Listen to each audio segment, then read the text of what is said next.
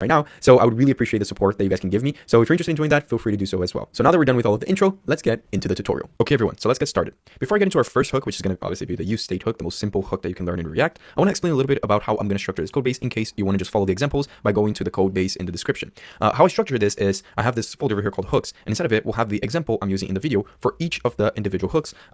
Also accompanied by any files that I use for the examples. So if you're interested in just checking out the use ID example, you can click on it and go in there. But in our case, we're going to start with the use state hook. And the way this file is structured is obviously just empty in the beginning, but we'll be including them in our app component as we go through the video, just to show them on our right over here.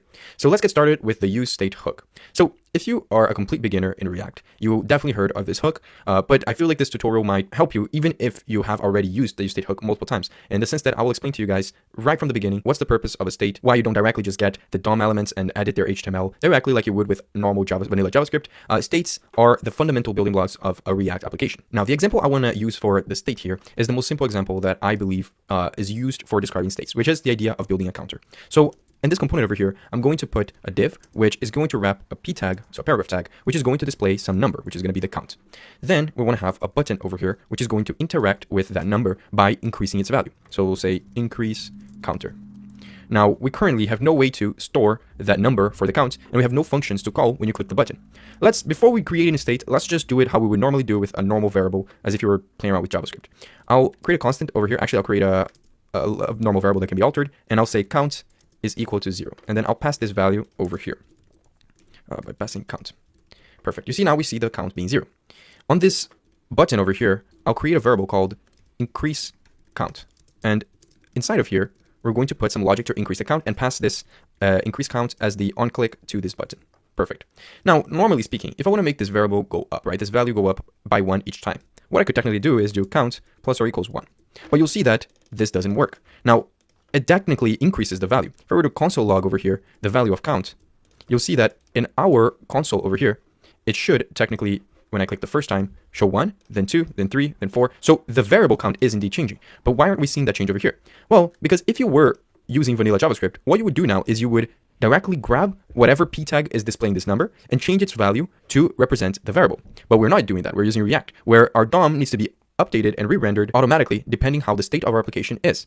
So this is the idea of a state. A state, in its most simplest form, is just a variable that you can create and change its value. And when its value is changed, it will automatically trigger a re-render of your page to demonstrate the new value. So how do we create one? Well, the way you do it is like this. You say const and then set an open and closing square brackets. Then you set it equal to the use state hook. It should automatically import it from React. Then we open and close parentheses, and you'll see that most hooks will look a similar way. Now, what do you put over here? Well, you put the initial value of what you want your state to be. So in this case, count starts at 0, so we can put 0 over here. But this, you could also pass an empty string if your state represents a string, or even an object if that's the case as well. So we'll keep it at 0. And what do we put inside of here? Well, with the way that the use state hook is defined, and you can look at it if you want to, this should return back inside of here 2 things. The first is the value of your state, which is being called, you can call it whatever you want, let's call it count. And then it is a function that you can use to alter the state. So we're going to call this set count. Usually it has this notation with set in front and then usually the name of the state. But why do we need a function to change it? Because although this count variable is actually working similar to how it was before when we were using let, you'll see that altering the value of it by just increasing it like this doesn't work. Because what you have to do is use this set count function and mutate the value inside of it. So we'll replace this over here and we'll open and close parentheses to call this set count function. Now, what do I mean by mutating this value? Well, this function inside of here, it allows you to have a callback function inside of it. So a function that gives you access to the previous value of the state. So if count is 0 initially, the first time we call this prev value over here will be equal to 0. Now if we increase it by 1, the next time prev will be equal to 1. So what we return from this function is just the new value of our state with this alteration. So when we call increase count, all we want to do is get the previous value and increase it by 1. If we wanted to decrease it, we could subtract or multiply or do whatever we want with this. But in our case, we want to just add it. And by doing this, we'll ensure that we're altering our state in the correct way and thus making React actually trigger a re-render because it is using the value of that state inside of this component. So you see now, if I keep clicking on this, it will keep increasing. Now, one cool thing that helps you understand more about the React lifecycle is looking at our old console log, this thing over here, right? If we go over here, we see that initially it's supposed to be 0, and we're not console logging initially. We only console log when we click increase count. So we are setting the count to be equal to 1 over here, as the first touch of the button, and then we're console logging. So you should assume that when I click on this button, we should see 1 because it increases by 1 and then it shows 1. But you'll see that it's always lagged behind. It seems like it will always be 1 behind, even though it's after the set count. And the reason for that is because we're console logging before the page decides to re-render to show the new state value. And thus, the state actually only changes value after it's done running this increase count function. So keep that in mind. If you were to do set count over here twice, you'll see what will happen over here. It increases by 2 each time, but it also lags behind on both of them. See? So this is the most basic explanation of the useState hook. It will be the hook that we use for most of our other examples because it's basically the most simplest way of managing the state of replication in React. Now, there's other examples that you can play around with, but I think that this should be enough to get you going to the next ones. Okay, everyone.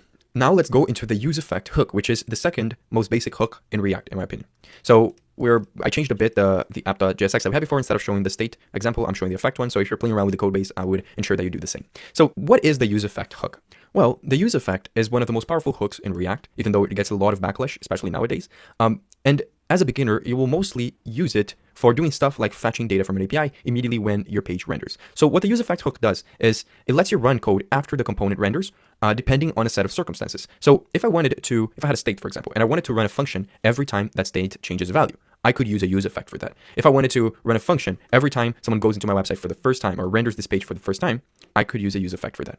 Now, how is that going to look like? Well, the example I want to give to you guys is the idea of fetching data from an API immediately when you go inside of the website. Now, I'm going to be using a public API that you guys can access. It is the JSON placeholder API. It just returns fake data for users. And in this case, we're accessing data for like some posts. So like as if you're in Facebook making some posts. But the idea is that we want to go into our website over here. And when I first render the page, I want to run a function that will fetch this data and display it in my screen. Now, keep in mind, doing this inside of a useEffect is one of the methods you're going to be using a useEffect for the most as a beginner. But as you grow older in your React journey, you'll see that there's more effective ways of doing this kind of fetching data by using stuff like a React query, which is one of the best methods that you will probably learn later on. But let's get into actually building the useEffect to do that. Well, the first thing we need to do is have a way to display that data. So I'm actually just going to display the data of the posts by creating an h1 tag over here saying posts. And below it, I want to have an unordered list, which we're going to loop through the data that we got back from this API request and display the list items for each individual post, right? So to do that, I want to create the useEffect hook. Perfect. You saw it also auto-imported over here. Now, the notation for the useEffect hook is very simple. You call the hook, always obviously inside of your component, never inside of an if statement, just like all the other hooks. And inside of here, you put a callback function that will execute whenever your useEffect is supposed to. So whatever action information you put over here, like console log page rendered, you'll see that it will actually console log over here. It runs twice because of some of the inner workings of React, where it basically runs twice when you're in development, not actually in production, because of React's strict mode. But you can actually disable that. The whole idea is that it should render once. So what I want inside of this useEffect is to be able to fetch some data. But there's one last thing that we have to do to make this useEffect work. After this function definition over here, we have to add something else, which is a dependency list. Now, what is the dependency list? Well, like I said, you can make this useEffect run every time the page renders, right? But the page may render because of multiple things. It might just render once if there's no states inside of a component like we have over here, and you should see that only displaying once, like I said, right? But if I wanted to run this useEffect or this function every time another state changes its value, then I would add that state over here. We'll get to that later on in the video, but there are multiple reasons why you might want to put like data over here. You could want to console log every time a state changes its value, and you could put that state as part of the dependency list. But in the case where we only want to run this once when the page renders, we want to keep it empty like this. Now, what we want to do is we want to fetch data from the API, right? So I'm going to come over here and I'm going to say fetch, and I'm going to put the JSON placeholder API link over here. And I'm going to actually use promises in this tutorial. So I'm going to say then I'm going to say, I'm going to grab the response from this .then, and I want to turn that into its JSON format. And then I'm going to put another .then that will convert this into actual data. So I'll grab the JSON, and I want to do something with that data. Right now, let's just console log that data so you guys can see. Actually, I need to do JSON, and perfect. Now you should see that we get the console log over here with all of the data from the API. But how do we display it in our component? Well, we need to use what we learned in the previous hook, which is the useState hook, and utilize a state for this, because we want to have a variable in which when its value is changed, which means whenever we're done fetching the data, we want to re-render the page to show its value. So I want to come over here and I want to create one state for the data that we get back from the API. So we'll say data and set data.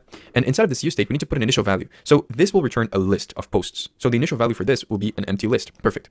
Now we need to change this to, instead of just console logging the JSON data, I want to set the data state to be equal to whatever list we get from the API. Perfect. Now to display this list over here, we'll delete this list item and add it back again later, but we'll just loop through this data. And for each item in this data, we want to map its value to some sort of JSX. So we'll grab the value of the post, and in this case, we'll create a list item for each of the items. And inside of this list item, you see it already shows the 100 list items that we got, but we haven't actually displayed any data from them. But inside of here, we'll literally just display the title. So I'll say item.title. Now we know it's title because we can see how the JSON data is formatted. It has a title with the actual title of the post, and the actual data updates to show that information. So this is something that we're doing without having to click any buttons, without having to do any actions. It runs when the page renders for the first time. Now, what about that dependency list that we talked about? Well, the best way I think to explain to you guys about this dependency list is to create another use effect that all I wanted to do is just console log the name Pedro. Now, what will this do? Well, I want to console log the name Pedro every time another state changes. Let's create another state over here. Let's call it something in the lines of show Pedro and set show Pedro. This will be a Boolean, so it will start as false, but it doesn't really matter because all we want to do is whenever I click on a specific button, that will actually create over here in the top as the example for you guys. I want to make a toggle. I want to basically, whenever you click on this button, it will turn this state into the opposite of what it is, right? So if it's true, it'll become false. If it's false, it'll become true. Because I want to show you guys exactly what this use effect dependency list does. So to do that, we'll just set show Pedro, and we'll do that by setting the value of the set show Pedro equal to the opposite of what it was before. So if it's true, it'll become false. If it's false, it'll become true. Now, let's inspect element over here. We'll see the console, and we'll see that it did console log the word Pedro a couple times. In this case, it does twice.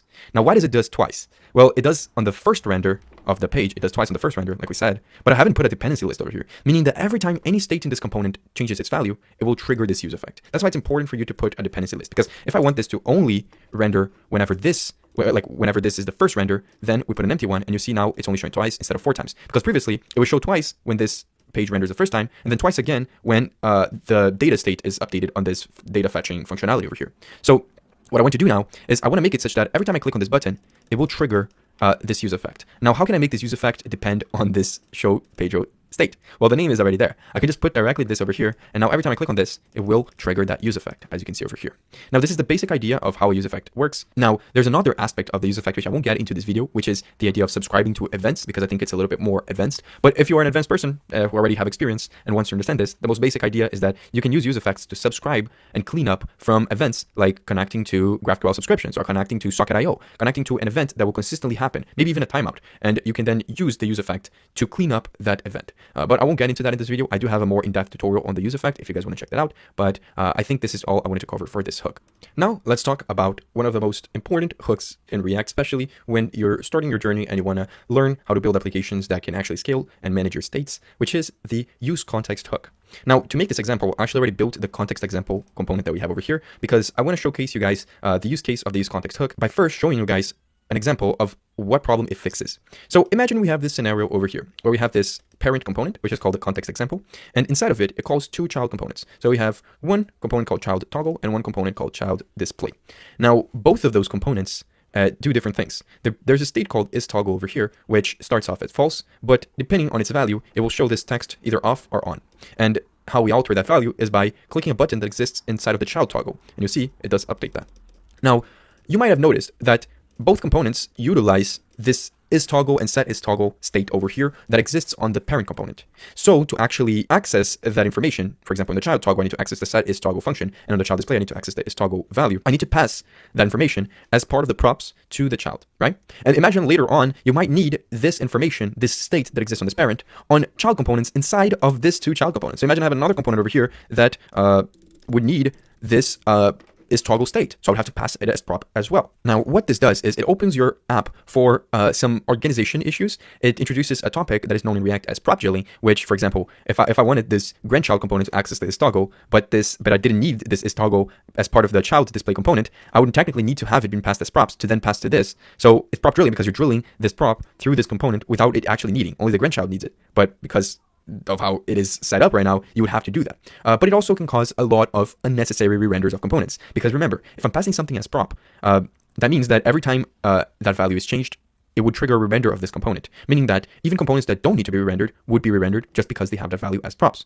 So how do you do this? How do you make it such that every single child of this context example component, and even the childs of them, have access to some sort of store that contains all the states from this component? Well, that's where the use context hook comes in, and the idea of managing your states through the context API. Now, before we write that, I want to point out, as a beginner, I recommend learning the context API for state management. But as you learn more and more about React, there are countless others libraries and solutions that you can implement. The most well-known ones are Redux, Zustand, React Query. There's a bunch of them. I have videos on a bunch of them as well if you want to check them out, but I definitely think learning the context API first is definitely the recommended. So how would we make it such that we don't have to pass this information as props? Well, the first thing we want to do is create what is known as a context. So I'm going to come over here and I'm going to call it const, and I'll call it the global state context. So I can call it whatever I want, right? Usually you call it depending on the context, but in this case over here, I want to make it such that all the components below this will have access to the state. So I want to make the state be global. So I'm going to call this create context by using the create context function from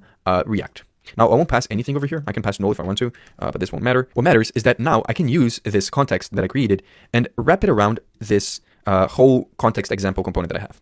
I can pass in the global state context and press dot and make a provider out of it. Now a provider is like you're telling React which components you want to provide this global context to. So everything that exists inside of here will have access to the composition of states that you want to put inside of this context. Now, how do you put the states inside of here? Well, you pass a value to this provider. In our case over here, we only have one thing that we want to pass, which is both the isToggle value and the setIsToggle function. Those are the only two things that we really need. So what I want to create here is an object that will pass these two informations. So I'll pass the isToggle and I'll pass the setIsToggle. But if you had multiple states they want to have to be accessed globally, you can also include them inside of this object over here. Now, this means that I can just delete both of these props, because what happens is now, I'll also delete it from here, sorry, and from here as well. Because now, if I want to access both the setIsToggle and the isToggle on these two child components, all I have to use is the use context hook, and you will grab values from a context that you provided it with. So in the child toggle, I want to grab the setIsToggle function. So I'll say const, set it equal to use context, and I'll pass the context that I want to put inside of here. So I want to grab states from this context. That means that I can indeed grab the setIsToggle directly from this use context. I'll do the exact same thing here with the child display, but instead of grabbing the setIsToggle, I'll grab the isToggle. And you'll see that the whole app still works, even though I'm not passing anything through props. Now, this is the beauty of using a state manager, because you're able to create states that you can then use in multiple layers of your components. The example we gave before is the same. If I wanted to access this isToggle on a grandchild component that I create and call inside of here, I could technically just call this use context on there as well. And usually, I'm making all of these components in one file. Usually, you obviously have components in their individual files. So I would have a file for this child toggle and one for this child display. Technically, usually, you would export this global state context and just import it into all of those files, and you would put this on the top layer of your components, because everything that is inside of it, everything that this wraps around, will have access to the values that I put over here. So this is the most basic example and explanation of the use context hook that I believe. Now, again, if you want to get more into how to manage states and scale your applications, I would recommend learning more in-depth solutions like the ones I said before. Zustand, React Query, Redux, there's a bunch of them. So yeah, that's basically it for the use context hook. Okay, everyone, we just finished learning the foundational hooks of React. Those three are the ones that I believe are the most beginner ones, the ones that you definitely need to understand. Now we get to a stage where we're learning a bit of the additional ones, where it's not the end of the world if you don't actually learn them. Especially when I'm talking about the use reducer hook. This is probably one of the most underutilized hooks that I've seen from React, and there's multiple reasons for it. It is technically a hook that should be used instead of the use state hook to manage more complex state logic, like when you have multiple related variables or actions. It does use the same pattern as something like Redux, because both of them use the reducer pattern. That's where the name use reducer comes from. And some people live by saying that you need to use the use reducer hook if your app grows beyond a simple app. But as you might hear from a lot of people, it is not technically required. I believe just using states can also be a good thing as well. So the best way to explain this is by putting a situation here in the screen in which we are using a use state. So I brought back the example from the counter app that we made, and I made it a little bit more complex by adding the subtraction as well, which was broken. But you can see it's a very simple counter app where I can add and subtract values, and it will appear over here. Now I could technically add as well more things. I could add a multiply, right? I could add a multiply over here and then make the prev multiply, and you'll see that this would also work. Actually, I'll multiply times 2. I'll double. Sorry about that. Yeah, you can see it works as well. So we have those three actions. Now, this is all being done with the use state, right? You see the use state over here. How would I do something like this using the use reducer? Because remember what I just said, the use reducer is an alternative to the use state for more complex actions. That's why I added an extra action over here. Well, the most simplest way to do that is, first of all, we'll replace this use state with a use reducer. It will automatically import over here at the top. And we'll just place it over here. Now the use reducer has the same format as a use state. It will return two things, but the two things that it returns is different from what we have over here, although it has the same logic behind it. Similar to how we grab the count over here, in the use reducer, we'll grab the state, and the state will represent the count when we create our reducer function. The set count over here, instead of let's call it set count, let's call it dispatch, because we want to follow the reducer pattern, and all of this are part of that pattern. Now, inside of our use reducer over here, we want to pass two things. We want to first pass a reducer function, which we will create in a second, and we also want to pass an initial value for our reducer. So similar to how we had it before the count equal to 0 over here, we want to pass an initial value for this reducer. A reducer will be in the format of an object. So we'll pass an object with a count inside of it and an initial value of 0. Now, we want to create what is known as the reducer function, this thing over here. And we'll create it over here. So we'll say const reducer, and we'll pass in a function which will contain two things, a state and an action. Now, a state is just a placeholder value for the current state of your reducer. So in our case, we only have one piece of state in this reducer, which is our count. So if we want to access the current value of the count inside of this function, we can do state.count at any time. Now, what is the action? Well, when you want to change this state in any part of it, you can dispatch actions, and those actions should be handled inside of this function. So for example, over here in our set count over here, instead of calling set count, we'll just dispatch an action and we'll give it a type.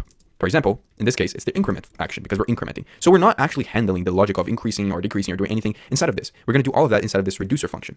And if I want to subtract, I can do the exact same thing, but by calling a dispatch of type decrement. And I'll do the same thing for double over here. We'll call it double. Now, where will we handle this? Well, we'll handle it over here, and we'll probably use a switch to check all of the action types that exist. So it's actually action type. So we'll come over here, we'll pass in the switch statement, and we'll check for all the cases. When the reducer function is called, we'll check for the case of the increment action. And if that's the case, we want to return what the value of the state is going to be like when this action is dispatched. So remember, the reducer state looks like this. It's an object containing all of the states that you want to have inside of this reducer. In our case, we only have one, which is the count. So if I want to make this increment action increase this count by 1, what I can do is say count is equal to state.count, because we'll get the current value of the count, plus 1.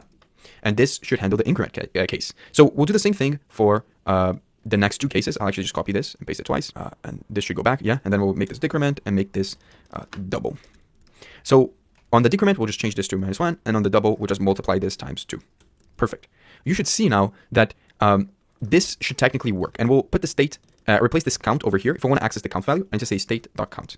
And we should see that this does work. It's the same thing as we had before, but instead of using a use state, we're using this new hook called our use reducer, which definitely seems like a lot more work. I know a lot of you guys might be thinking that, but again, this is an alternative to the use state if you're more familiar with something like Redux and the reducer pattern. And this specifically also acts pretty well if you have multiple values on the state. For example, if this reducer was for a user, and the user had a name, it had an email, an address, it had multiple pieces of data that might want to be manipulated, you can actually keep all of the logic for manipulating this user directly inside of this single function, and then to just dispatch those actions over here. It might simplify everything. But one single case that I want to put before we leave is you do want to handle the case in which you accidentally dispatch something that doesn't exist, right? If I were to put a name over here that doesn't exist, I think this will break. Yeah, you'll see it breaks. So we want to put a default case over here. And in this case, let's just console log no reducer type. No, not action type. Now, what happens is, even though that name is over here, we should see that console log happening. And you can obviously throw errors, you can do whatever you want to handle that case. It doesn't really matter. I just wanted to add it because you don't want to have a switch case without a default to. So this is the basic idea of the use reducer hook. Okay, now we're going to talk about the use ref hook. And the use ref hook is one of the coolest hooks in my opinion because they're almost like I almost never use it. And when I use it, it solves exactly the issue I'm trying to solve. And I love it for that. Now you can use refs technically a lot in React if you personally want to. But its main purpose and use case is that the useRef kind of acts like a little box that can store a value, and this value will stay the same even if the component it was created in re-renders. So it is often used, and you'll see it being used for two different things. The first one is accessing the DOM elements directly if you ever need to, and we'll get to an example of that. And the second one is keeping a mutable value. So you can technically use the useRef hook to store values of previous of states, but like store the previous values of states, even though it will change due to a re-render. So the ref won't trigger a re-render when it's changed. So we'll see both of those. It's one of the ones where it takes a while for you to get used to it, but it is great to be used, especially when you want to hold values inside of your React application, but you don't want to display those values in your UI. So if you ever have a variable that you want to keep information of, but you don't want its value to change, but you don't want to display in the UI, meaning you don't want its value change to affect the re-render of your component, you could use the useRef hook. So let's start with the first example, which is accessing DOM elements directly, because that one is one of the coolest ones. So the first thing is if you have an input, and we'll return here just an input with a text, like a type of text. So type text. we should see that input over here, right? Now, if I want to get the current value of this input without using the useState hook, because if you are familiar with states and inputs, you should know that you can indeed keep track of whatever is typed on an input by just changing a state to whatever the value of the input is. But if you want to use a useRef for this, you can do it like this. You can create a reference to this input, let's call it input ref, and then set it equal to the useRef hook. Now, this useRef hook will allow us to make a direct reference to an HTML element. In this case, it will be the input. So we can come over here and set this as a reference by passing in a ref property and then setting it equal to our input ref. Now, if I want, I can create here a button that, let's call it onClick. I'll create a function that all it does is just console logs the current value of the input whenever we call this function. To do that, I'll create over here a button right next to this input. So we'll create the button and we'll call it console log. Console log, and we'll pass in this onClick to this button. So onClick equals to onClick. Now, obviously right now, it doesn't matter what's typed over here, it will just console log value. But if I want to grab the current text written on the input, I can access all of the HTML properties of this element in the DOM by using the input ref .current. And this .current allows you to see all of that information from a ref. And the best part is that whenever you update a .current of a ref, which by the way is literally what a ref is an object with a .current inside of it, with a current property inside of it. Whenever you update this current, it won't cause a re-render, and we'll see that. But in this case, if I wanted to console log the value, I can just say input ref .current.value. And you'll see that when I click console log now, it should actually put the information of this input. So it allows you to grab specific things from the DOM. Now, another thing that it helps you do, that is, people love to point this out, is focusing, right? You can call functions that are primitive to the HTML element. For example, if I want to focus on this input, whenever I click on this button, I can just say input ref, actually I'll have to delete the console log. I can just say input ref .current .focus. And this is a function that exists in JavaScript. When I click on this, it should focus on this input, as you can see, and I can start typing. So this is the most common example of a useRef. But if you remember, I just said that if I change a value inside of this input ref, it won't trigger a render. For example, if I wanted to change the input ref .current.value, right, which we know represents what is currently typed on this input, and I want to change it to the word Pedro, you should see that when I click console log, which right now shouldn't even say that, but when I click this, it will change this thing to actually say Pedro. But if I were to create a use effect over here, right? Remember the use effect? If I were to create a use effect that updates and it will trigger this function, we're not going to put a dependency list. It will trigger this function every time the page re-renders. And we console log the text page re-rendered. You should see that obviously it console logs initially. Then I'll type this once and I'll change it to Pedro. Even though the UI changed in a way, it didn't trigger a re-render. If you were using a state for this, it would definitely trigger one. So this is the main two use cases of a ref. Another use case is keeping count of the previous state of a state. So the previous value of a state. So I'm going to show you guys what this means. Let's create a state here and use the example that we've been using throughout this whole tutorial. We'll create a count. So a counter state. We'll start at 0 and we'll call it count and set count. Now let's change this to have a p tag that will display that count. And we'll say just straight up count. And then we'll have this button, which like before, we'll just call a set count function to increase. So we'll say prev is equal to prev plus 1. And we'll change the name. I'll close this and we'll change the name of the button to increase or increment. Perfect. So we have this counter example. We've been dealing with this through this whole tutorial, right? Now, what if I want to constantly keep track of the previous value of the count? So whenever count is 11, I want to keep track of what the value of the state was before. Obviously, because of the nature of this specific example, meaning to get to 11, the previous value had to be 10, it's kind of redundant. But states that can have multiple variations of its values, this could be very useful. Now, if I wanted to do that, what I can do is, first of all, set up a use effect that will be called every time the count changes. And we can do that by passing the count to its dependency list. Then what I can do is create a previous count ref. So I'll say const previous count is equal to use ref, and we'll set it initial state to 0 because that's the initial count. Now I want to display that p tag over here as well, and we'll actually put a label to this. We'll say previous count, and we'll put a count to this one. Nice. Now we'll pass in to this value the previous count .current. Now, you might think this is weird because previously the .current value had stuff to it. It wasn't a number or a string, but now it is a number because we set it to be. We didn't pass this as a reference to a DOM element. We're using it as an actual variable. Now, when you click increment, you'll see that the count goes up, but the previous count doesn't because we're not doing anything with it. What we want to do is make it such that whenever the count changes, we want to set the previous count equal, previous count .current equal to the current count. So you'll see that it will always be equal to the previous version of the count state. So it's a good way for you to remediate how your states are changing and understanding how your app is working without actually causing issues like re-rendering. The best analogy I've heard for the useRef hook is that it's like a sticky note that you can attach to a DOM element or a variable, and you can read and write it, but it doesn't really affect the rest of your component's behavior unless you explicitly use it. So it's one of the most important hooks in React, in my opinion, one of the most underused hooks as well. But at the same time, you start understanding it the more you run into situations in which you need to use it. Okay, everyone. Now let's talk about the use imperative handle hook. It's probably the hook that you'll use the least by far out of all the hooks. If you watch my previous React hooks course, I also mentioned this. I gave one use case for that, and I believe that's the only use case I ever ran into where I needed to do this, especially because the main pitfall of refs and the use imperative handle hook as a whole is that you shouldn't be overusing refs in your projects. So the use imperative handle hook is only used whenever you are using refs and in a specific use case to it. So it's the kind of thing where, to be honest, if you want to skip this part of the video, feel free to do so. I even want to go through it fast because I don't think it's actually explaining by typing everything will probably give a worse explanation. So I already built up an example over here of how the use imperative hook can work, and I also wrote some comments so that you guys who are just looking at the text can actually understand everything as well. So the use imperative handle hook works by basically allowing you to customize the ref you decide to expose to a parent component. And it's very useful when a parent component needs to interact with the child component and you want to control exactly what the parent component can access from that child component. So the best and easiest way, I think, is it's basically a way for you to decide what the parent can see and do to a child's ref. And the way you can do this is, for example, when you have a parent component, and in our case, it's the imperative handle example that we are displaying here in the screen. And imagine in this example over here, in our parent, I want to have buttons that directly interact with a ref that exists in one of its childs. Now, in this example, you have two buttons, right? We have a button to focus on an input and a button to clear an input, and they both work, as you can see. But one thing you might have noticed is that both of the buttons exist on the parent, but the input and the ref that represents the input exist on the child. So how exactly do we do this? Well, normally, if you want to be able to access this, you create the ref over here on the parent component. So we called it the input ref. We used a use ref for it, and we passed it as a ref to our child component.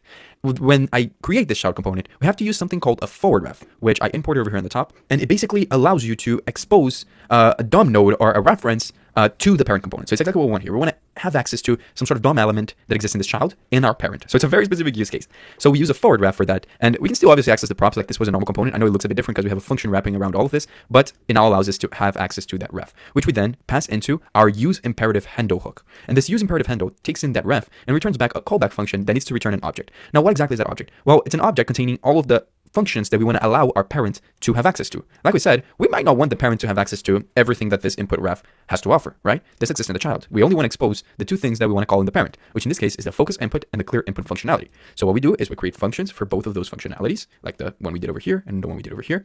And with the use imperative handle hook, what this will assure is that the ref that we have over here, that we then passed here, will now have, instead of its current object, it will have those two properties, those two functions. So now my app completely works and it does everything by using the use imperative handle hook. Now, why would you use the use imperative handle? Well, it's mostly about control. So instead of exposing your entire child component, you might want to only expose a specific functionality. Like in this case, we're just exposing those two methods, the focus input and the clear input. But also the whole idea of encapsulation, which can make your project more organized. It basically keeps the internal workings of the child component hidden while letting the parent interact with it in a controlled way. Now, if you're a beginner and you're watching this, like I said, you'll rarely need to use this hook. But it's very handy when you're building stuff like reusable components that need to have controlled interactions between the parent and the child. Okay, everyone. Now we go into another rarely used hook. And similar to the previous one, the use imperative handle hook, I already have the example set up over here. However, I will go over each of them because I feel like it would just be a waste of time to actually type everything out when I feel like the explanation would be better if everything is already set up.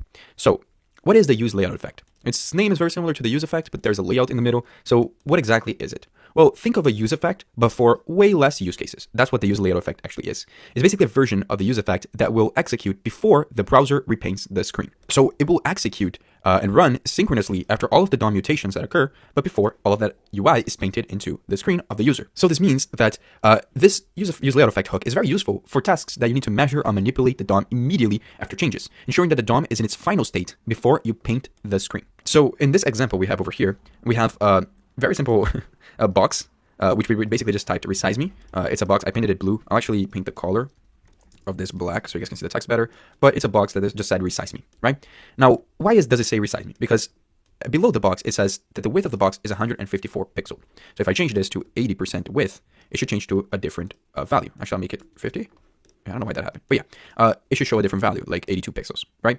Now, why are we using a use layout effect here instead of a use effect? Because if you look at this, the use effect technically works. But if you notice in this case over here, for a brief second, it didn't actually re-render automatically. We're getting the information for the box width by accessing the DOM element directly using a use ref for the box. So we create a use ref, we assign it to that div, and we grab the current width of that div from the DOM element. So we do that using a ref, and all of that happens before it actually paints to the screen. But a use effect is called after all of that is already in the screen. So technically, for a brief second, if we refresh this and it's rendering for the first time, if we're using a use effect, it wouldn't have the information accurately for the box width until this ran, and then it set the correct information. So this is all that the use layout effect does. It just runs before the use effect. It runs in that small gap between the DOM existing and having its changes and the UI being painted into the screen. Now, it is good, like I said, for doing stuff like getting sizes or positions for a DOM element, and it's good as well for synchronous DOM updates when you specifically need to update a DOM element and avoid flickering or incorrect measurements. So in this example, if we were using the use effect instead of the use layout effect, this would have to run twice because the page would have to render twice because the use effect would render first without this action, and then it would trigger the set box width because it would get the information, and then it would render again. It would cause a little flicker that we saw. We don't see it anymore because everything is very stable. But if I were to change this, maybe let's put it to 90 again. Yeah, we didn't see it, but imagine in a larger scale project, you should see it. And the use layout effect allows you to have access to that specific part of your component lifecycle. Now, you might be asking, why not always use the use layout effect? Won't there be thousands of situations in which you might want to be doing your changes before you paint to the screen? Well, the official React documentation recommends against it. It basically says that it blocks the browser from painting until it finishes, which can hurt the performance of your application if it's overused. So they specifically recommend that you use the use effect for all other tasks and only use the use layout effect when you need exactly the use case that I mentioned in this example. So if you're a beginner and you're looking to use the use effect for stuff like data fetching, logging, you really don't need synchronous execution, then if that's the case, just stick to the use effect. But if you want to deal with positioning and DOM element widths and sizes, use the use layout effect. Okay, everyone, I'm going to talk very briefly about the next hook that we have over here, the use insertion effect hook. The reason for it is because even the React documentation only recommends you to use this hook if you are an author of a CSS in JS library, meaning that if you are an author of a library that uses CSS styles and deals with all of that, then this would help you massively. But if you're a normal React user who don't do that, you'll probably be better off using other alternatives, like, for example, the previous hook that we talked about, the use layout effect, and the use effect hook. Now, why am I even including it? Well, because this is a full course. It's an updated course on my previous course, which I did around 3 or 4 years ago, and I want to include everything, including things that I don't think you guys would technically need to use, but if you guys are interested in going to this timestamp of the video and watching this, feel free to do so as well. So what is the insertion effect hook? So the use insertion effect hook is basically, like I said, specialized hook that runs synchronously during the rendering process, but differently from the use layout effect hook, it runs just before the mutations are made to the DOM. So it is designed for cases where you need to insert styles, meaning CSS styles or style tags, like we have in this component over here, into the DOM during rendering to ensure that they're actually applied immediately. So you can see that you'll probably never run into a situation where you need to do something like this, and you will be much better off using the other alternatives. But as specified by the React creators, this is primarily intended for CSS and JS libraries, like style components, one that I personally used a lot in the past. And the reason why they benefit from using this is because they're able to inject critical styles into the DOM before the browser even attempts to paint the UI. So this will avoid situations where a component briefly renders, but without any of the styles, and then it flickers to the component with the styles. So it's similar to the use layout effect in the sense that it will prevent those flickers, but this is specifically talking about styles. So I'm not going to go too much in detail with this example over here, but we see that we have here a div, and in this example, we're using the use insertion effect hook to style this div, which basically just means setting a color for the text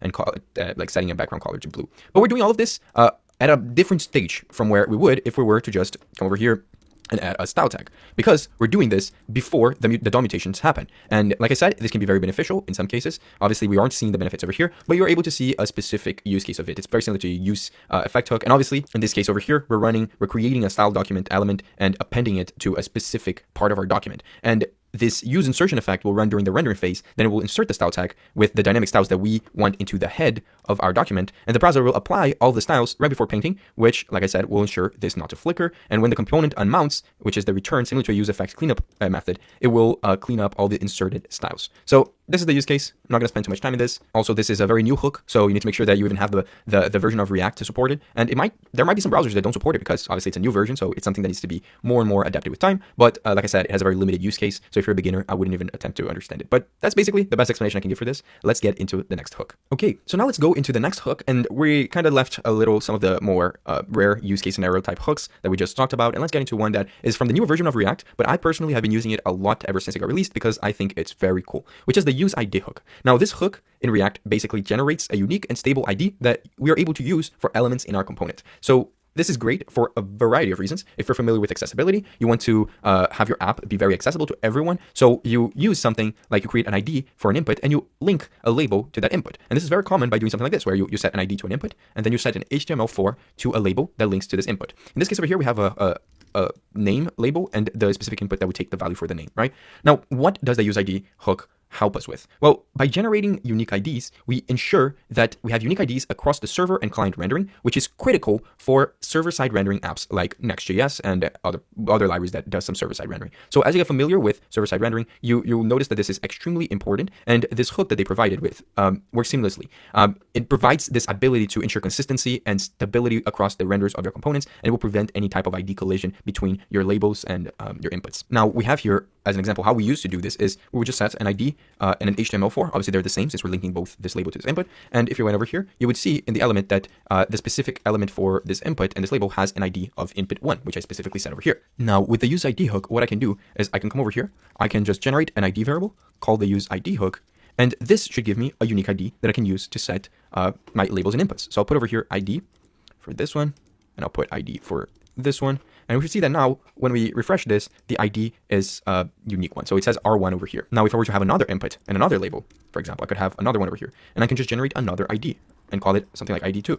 And then put the same variables over here. You should see that they do have different values. And also, they are unique, right? So they generate different values at every time you re-render this. But since you're using the same variable, you don't have to handle all of the uniqueness. It will do it all for you.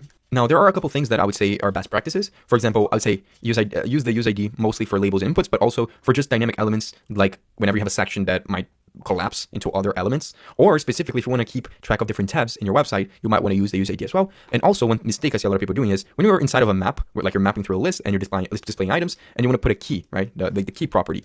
A lot of people want to just put the ID, but no, use the index or the ID of the key of the mapping function to keep track of those elements. Don't use this use ID. It goes against the purpose of this hook. And if you are a beginner watching this, just see it like this. The use ID is like a handy name tag maker. That's the best analogy I've seen so far. It just makes it such that each component gets a unique tag, which is the ID, and it makes it really easy to identify and link the elements without worrying about duplicates or conflicts. Now, let's talk a little bit about the use transition hook, which is one of the coolest new hooks that React has to offer. Now, the use transition hook is mainly used in React when you're dealing with a situation in which you need to handle non-urgent updates.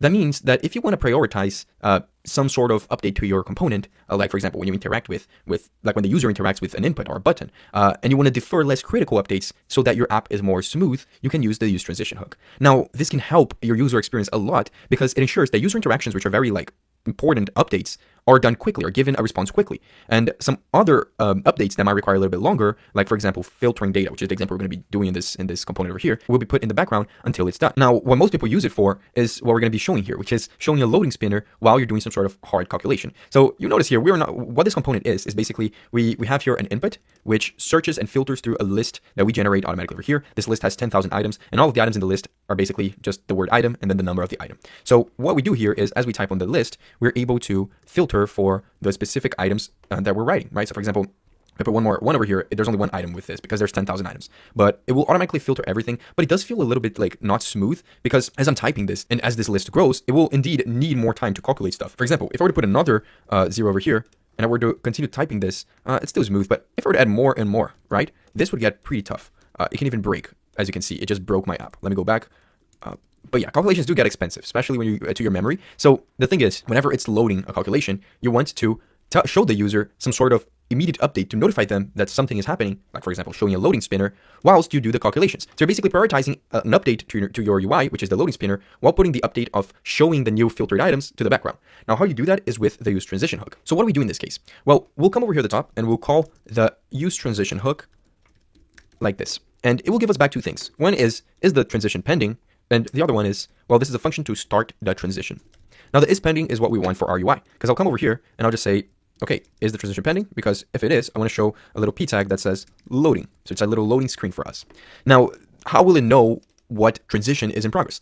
Well, we'll wrap around the expensive filtering over here and use the start transition and then just pass all of this information as a callback function. So we'll do this.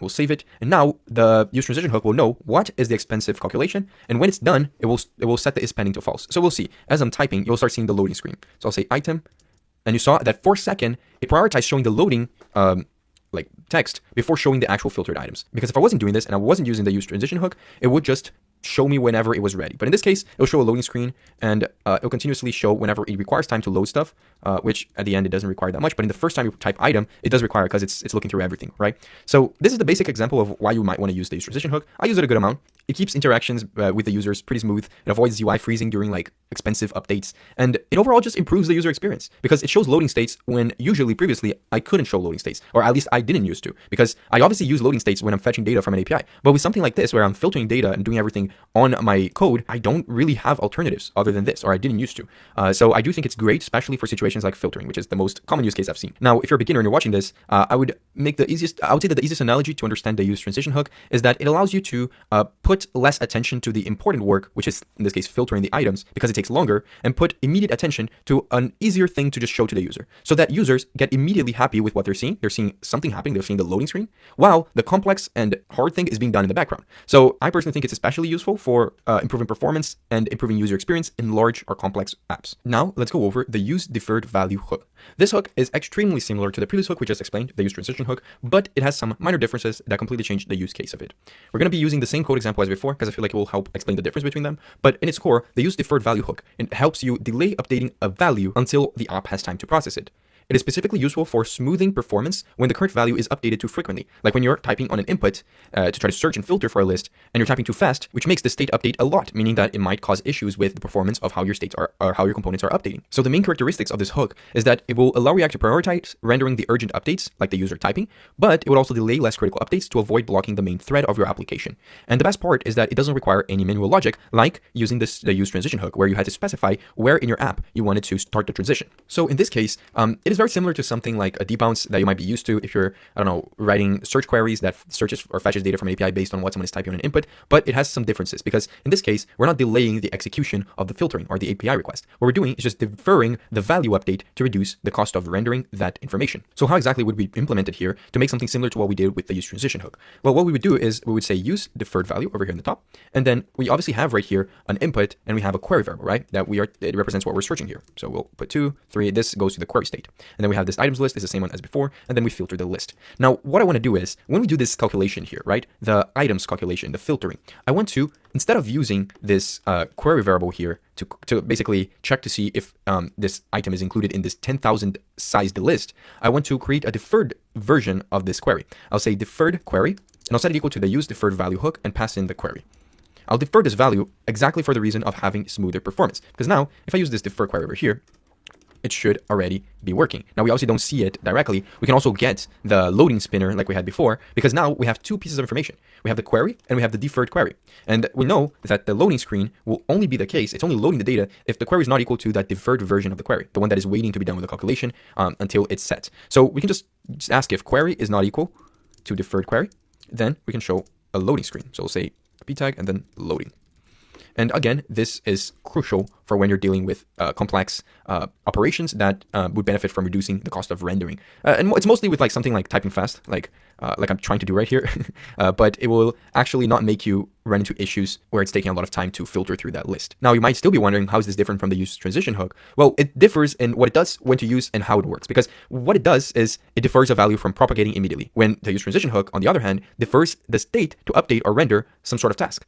And then on the part of when to use, you would probably use the use defer hook whenever you're working with frequently changing values, like this input. And it just happens that the example I used for the use transition also involves typing on inputs, but the use transition is mostly used when you specifically need to render heavy UI or updating a specific state. And finally, the way you use it is different, because this will automatically delay the value. When the use transition hook, you need to specifically wrap whatever you're trying to calculate around with the start transition function. So this is one of the most useful ones, I think, from the new hooks that we have so far, together with the use transition hook. I think there are things that a lot of people probably didn't realize would really benefit them and their projects. And React is really handing down the whole part of improving performance, because that's definitely something that will help React in the long run. Now, let's talk about the use sync external store hook that was recently introduced in React 18. Now, to explain this hook, I made this example component over here, which is a very simple component that just fetches data from the Pokemon API and displays the list of Pokemons. Now, we're going to change this hook to be using the use sync external store, but in order to do that, I want to just explain a little bit about what this hook is. Well, the use sync external store hook is designed to let components be able to subscribe to external stores, like for example, global state libraries or custom state managers, in a way that's very safe for concurrent rendering. This was introduced in using React 18 to solve issues with concurrent rendering when you're dealing with situations like this. It ensures that your component stays in sync with whatever external state you need, and it avoids issues like tearing, which is basically when your rendering is inconsistent during updates. Now, the use sync external store hook looks like this. You'll create a variable called state, and we're not currently implementing this example. I just want to show how the hook actually looks like, but we'll create a variable called state and set it equal to the use sync external store. And then this hook, you need to pass technically two things, but you can also optionally add a third thing. The three things you need to add is, first, a subscribe function. So we'll have to create that, which will register a listener for any external state changes. Then you'll also pass in a get snapshot function, which will also create, which its main purpose is to return the current state of a store. And then there's also the optional thing that you can pass here, which is a function called get server snapshot, which this is specifically meant for when you want to provide a snapshot for server-side rendering. So in this example that we have over here, what we want to do is create a custom store that will fetch the Pokemon data from the API. It will update the state and notify all subscribers of this store when the data is ready. This means that you can create a store for some sort of API data and have a lot of components subscribe to the store so that they can be synchronized with how the data is updating. So how would we do it in this case? Well, I'll create another file over here inside of our use sync external store folder, and I'll call it the Pokemon store.js. Inside of here, I'm going to create the things that I need for this, like the subscribe and the get snapshot. Since I'm not using server-side rendering for this, I'll remove that. But we'll create those and we'll import it on this file. So the first thing we want to have a store for something like this logic of fetching Pokemons is creating a state variable. So we'll create a state, and it will be an object, and we'll have one piece of information, one property called Pokemons, and it will be an array. And we'll call this the initial state. Then we'll have some listeners, which will also be a list because it will be the list of our subscribers. Then we're going to have a function over here that is going to fetch the data and update the state. So inside of here, we're going to create and export a fetch Pokemon's function, which will be async. And we already have that logic, so I'll just paste it over here. I'll grab this over here, paste it. Now, one thing you might have noticed, I'll delete this. One thing you might have noticed is that we don't have a set Pokemon's state like we have over here. So instead of saying set Pokemon's, what we can do after we get the data is we can set the state variable that we have at the top equal to Pokemon's, and then set the data dot results inside of here, because data results is how we get the information from the Pokemon API. And then we can use that listeners array to loop through each of the listeners, so every single component that is subscribed to this, and we'll call a function called listener. Like this. And then we'll go through the listeners array, which contains all of the components that are subscribed to this store, and we'll grab each listener. React will automatically set this callback function to have this listener function, which we can then call. So React does this for us.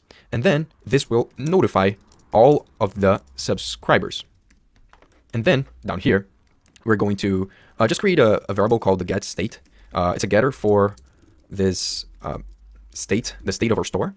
And we'll also have to create the subscribe function. So I'll say subscribe is equal to listener, because this will be passed by the useSync external store hook as well. And inside of here, we'll grab the listeners array. So if I want to subscribe a component to this, I'll just grab that array and push the listener that we're connecting through the hook. And then when we finish this, we also want to clean this up and return back function where I said listeners is equal to listeners.filter, and we'll just filter out if the listener is already there. So I'll say L is not equal to listener. So just some logic to keep it. I know it's a bit confusing. I recognize that, but this is a very common pattern that you might see when creating a store like this. And it makes it very easy because now we can remove all of this logic from here directly. And in this use sync external store, we can grab the subscribe function from that file. We can also get the get state function, or the function, the getter that we created from this file as well. Now we'll delete the state. We don't even need a state anymore because this will handle everything for us. Inside of this, we'll get back a state object, which we know has the Pokemons inside of it. And we do need to fetch the Pokemons. So we have created this fetch Pokemons function. So I'll just call it, actually I'll call it over here, the fetch Pokemons function, and we'll just have a normal use effect that we'll call it on the first render. So we'll just call it over here, and I'll put the dependency list as empty. And you'll see that this does work, and it handles everything for us. Now, the great thing about this is that any other component that needs to access this data now can just use the useSync external store hook and handle all of this automatically without having to write all of this logic every single time. Now, this is great. I haven't personally used it that much since it got released, but it's great because it keeps state management separate from component logic. It also ensures that your component is always in sync with the store, even if you're in the situation of concurrent rendering mode. And I think it's a pretty simple structure. when you get used to it. Now, one thing you might be questioning yourself is, why didn't we just do all this logic inside of a context and then use the use context hook to grab that data? Well, there's a couple things and that differ between doing that and using the use sync external store. I think it mainly differs on purpose, performance, and reactivity. So talking about the purpose, the use sync external store, like I said, the purpose of it is just syncing React components with some sort of external store. Whilst the use context hook and creating a context, its main purpose is something else. It's sharing state and data across a component tree.